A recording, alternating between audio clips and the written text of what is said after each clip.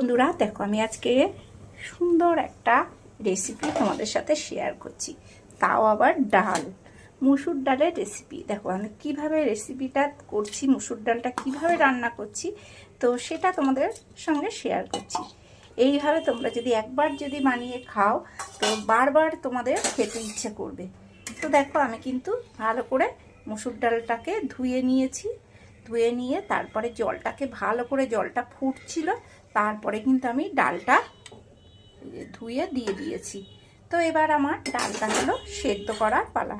তো আমার ডালটা আগে আমার সেদ্ধ হয়ে যাবে, তারপরে কিভাবে আমি রান্না করছি তো সেটাই তোমাদের সাথে শেয়ার করছি, দেখতে থাকো। আমি কিন্তু ডালটাকে দেখছি যে কতটা কি সিদ্ধ হয়েছে। তো দেখো ডালটা কিন্তু আমার পুরো কিন্তু সেদ্ধ হয়নি, এই দেখো হালকা হালকা সেদ্ধ হয়েছে সবে, এখনো সেদ্ধই হয়নি সেইভাবে, ঠিক আছে।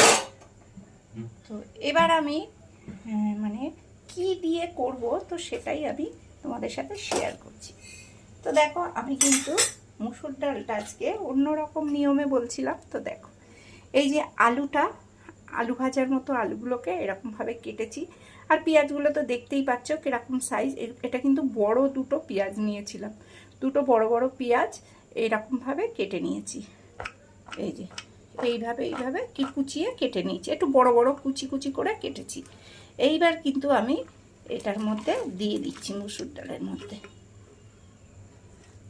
ধুয়ে রাখা আলু, পেঁয়াজ ভালো করে কেটে তারপরে ধুয়ে পরিষ্কার করে নিয়েছি। আর এবার আমি কিন্তু এই মুসুর ডালের সাথে আমি পেঁয়াজ আর আলুটাকে সেদ্ধ করে নিচ্ছি, দেখতে থাকো কিভাবে করছি। তার মধ্যে দুটো কাঁচা লঙ্কাও দিয়ে দিলাম, দেখো এই যে দেখছো, এই যে কাঁচা লঙ্কাগুলো দিলাম, দিয়ে এবার আমি এটা সেদ্ধ করতে দেব, ডালের সাথে আলু পেঁয়াজের সাথে সেদ্ধ করে দিচ্ছি। দেখো এবার চাপা দিয়ে দিলাম, আবারও হোক। ডালটা এখনো ফুটিনি, তবু আর একবার একটু নাড়িয়ে চাড়িয়ে দিই। তো দেখো পেঁয়াজগুলো দেখতে পাচ্ছ, এরকমভাবেই কিন্তু পেঁয়াজগুলো কেটে দেবে। এই দেখো ডালের সাথে আর একবার একটু নাড়িয়ে দিলাম, দিয়ে এবার চাপা দিয়ে দেব।